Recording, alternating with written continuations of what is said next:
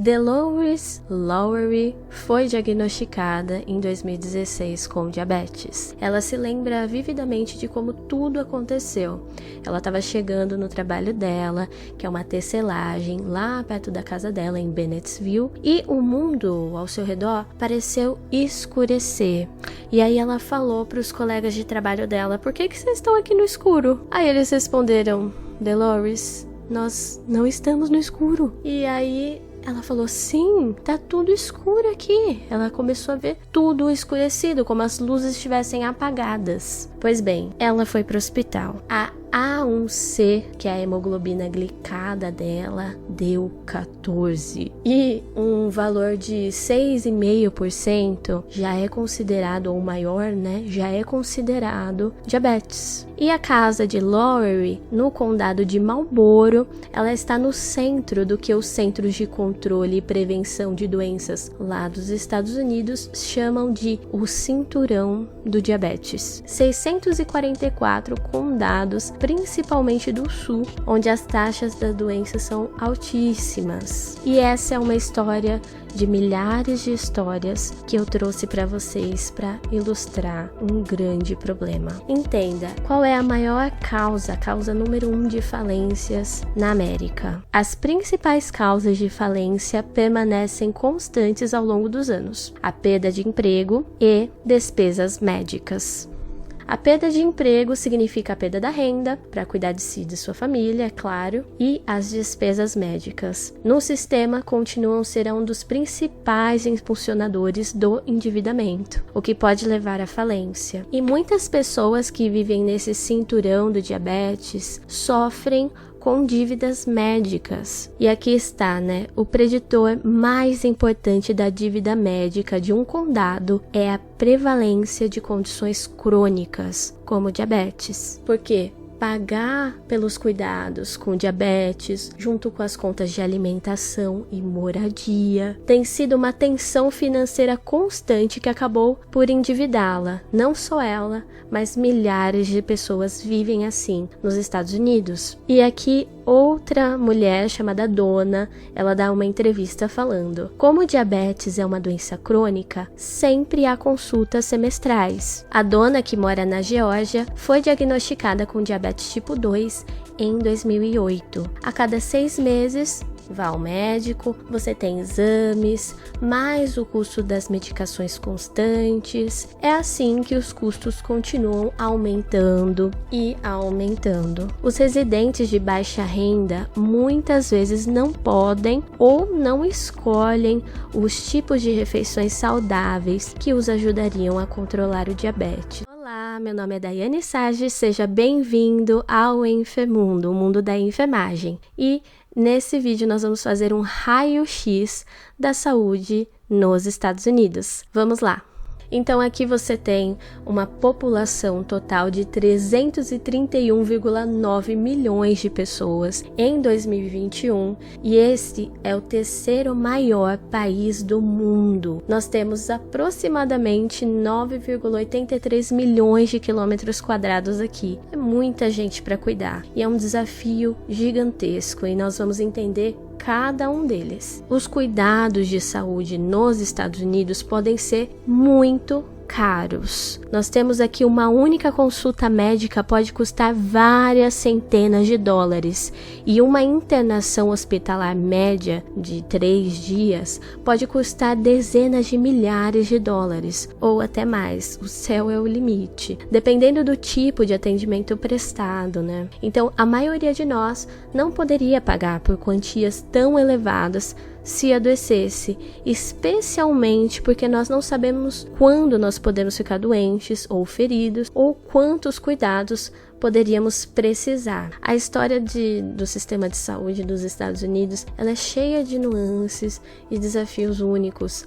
Ao longo dos anos, os americanos viram uma série de iniciativas locais financiadas por recursos privados. O sistema de saúde sempre foi definido por uma luta constante para manter a saúde fora do domínio do governo e longe de ser uma saúde de acesso universal, apesar de haver regulamentações e apoios esporádicos. Paradoxalmente, o país tem algumas das menores taxas de cobertura, resultando em desigualdades significativas no acesso aos serviços de saúde entre a população. Além disso, os indicadores de saúde não são os melhores. O que torna o sistema de saúde dos Estados Unidos único é que ele se baseia principalmente em mecanismos privados para acessar essa assistência médica. E existem apenas 2 programas públicos, um para idosos e outro para as pessoas de baixa renda. Esse domínio do setor privado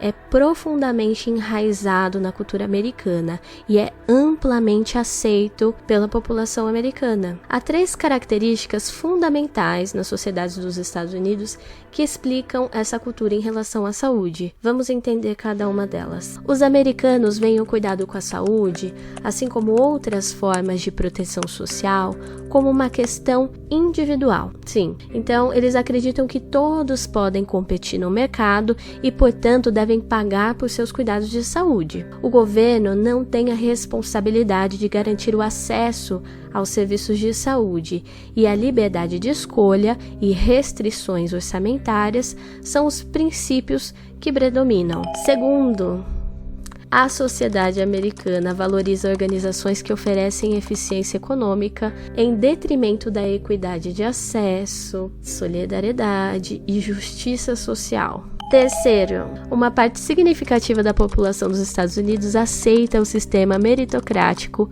particularista, onde o mérito individual e o sistema privado são vistos como as melhores formas de alcançar o sucesso. Essas características, elas moldaram o sistema de saúde dos Estados Unidos. Ele é predominantemente privado, com apenas alguns programas públicos destinados a grupos específicos que são considerados ali incapazes de competir no mercado e, portanto, necessitam da assistência governamental. E essa é a visão única do sistema de saúde dos Estados Unidos, moldada pela sua cultura e pela sua história. Agora vamos a uma parte muito interessante.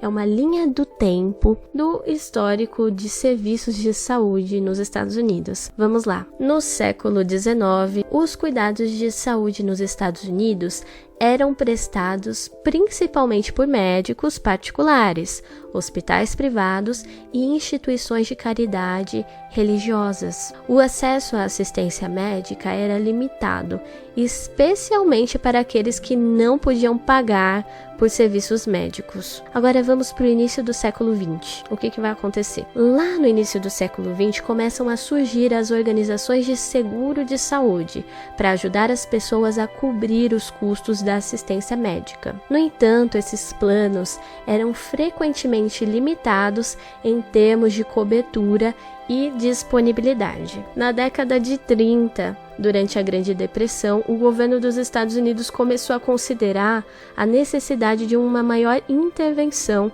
no sistema de saúde. E aí que veio o Medicaid e o Medicare, que eles foram introduzidos como parte da Lei da Segurança Social lá de 1935. Para fornecer assistência médica a grupos específicos, como idosos e pessoas de baixa renda. De 1960, o governo dos Estados Unidos expandiu significativamente o seu envolvimento no sistema de saúde, com a criação do Medicaid e do Medicare em 1965, e o Medicare ele oferecia um seguro de saúde para as pessoas com 65 anos ou mais, enquanto que o Medicaid fornecia assistência médica a pessoas de baixa renda. Em 1970, viu um aumento dos custos de saúde e a crescente preocupação com o acesso aos cuidados de saúde. O governo dos Estados Unidos, então, promulgou uma lei, que é a Lei de Manutenção e Cuidados de Saúde, ERISA, em 1974, que regulamentava os planos de saúde privados e criou padrões mínimos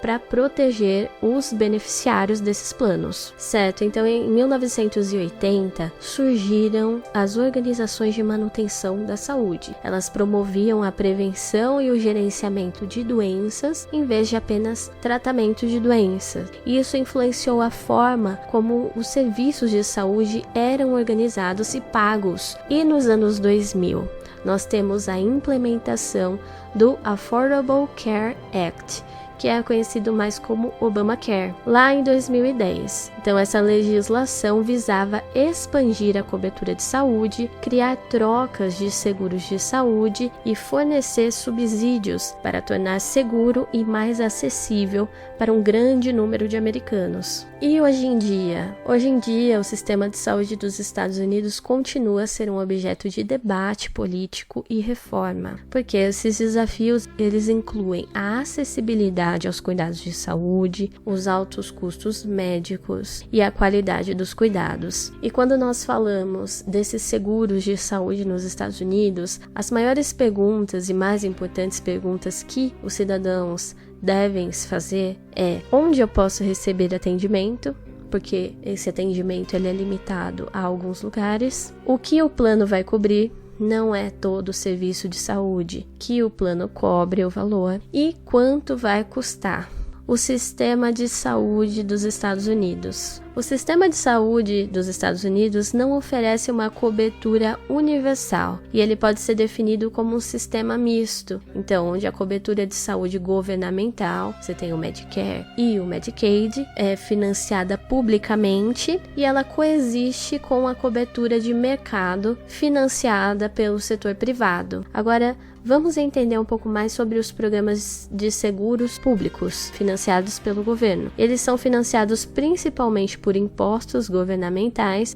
O Medicare é o maior pagador individual nos Estados Unidos. Ele fornece uma cobertura de saúde para aqueles com idade igual ou superior a 65 anos, independente da renda ou histórico médico, e aqueles com menos de 65 anos, com deficiência permanente ou uma doença renal em estágio terminal, por exemplo. Agora, o Medicaid, ele fornece cuidados a indivíduos abaixo do nível de pobreza e aqueles que não podem pagar pelos cuidados de saúde, e ele é financiado pelo governo federal e por estados individualmente. Agora, o CHIP é um programa nacional de seguro de saúde para crianças menores de 18 anos, que não são elegíveis para outros planos de seguro, incluindo coberturas de seguro privado. E além desses programas, nós temos o VHA e o MHS, que eles são responsáveis por fornecer cobertura de saúde aos veteranos e aos militares. Eu vou deixar tudo aí na tela para vocês. Os cuidados de saúde são muito caros.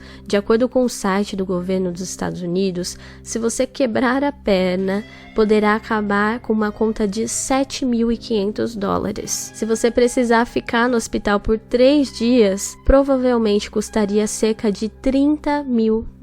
Esse texto traz informações muito interessantes sobre as disparidades da saúde nos Estados Unidos. Olha isso. O atual sistema de saúde nos Estados Unidos tem uma tendência cruel para atrasar ou negar cuidados de alta qualidade àqueles que deles mais necessitam, mas que menos podem suportar o seu elevado custo. Isso contribui para as disparidades evitáveis nos cuidados de saúde entre pessoas de cor e outros grupos desfavorecidos da sociedade. As seguradoras de saúde podem desencorajar os cuidados para reduzir os custos. Muitas seguradoras de saúde restringem medicamentos, exames e outros serviços caros, recusando a cobertura até que os formulários sejam preenchidos para justificar o serviço à seguradora. É verdade que isso pode evitar despesas desnecessárias para o sistema de saúde e para a companhia de seguros. No entanto, também desencoraja os cuidados considerados apropriados pelo seu médico. Isso pode levar a decisões míopes. Por exemplo, quando são prescritos medicamentos para artrite reumatoide, a cobertura pode ser negada, a menos que seja prescrito um medicamento mais barato, mesmo que tenha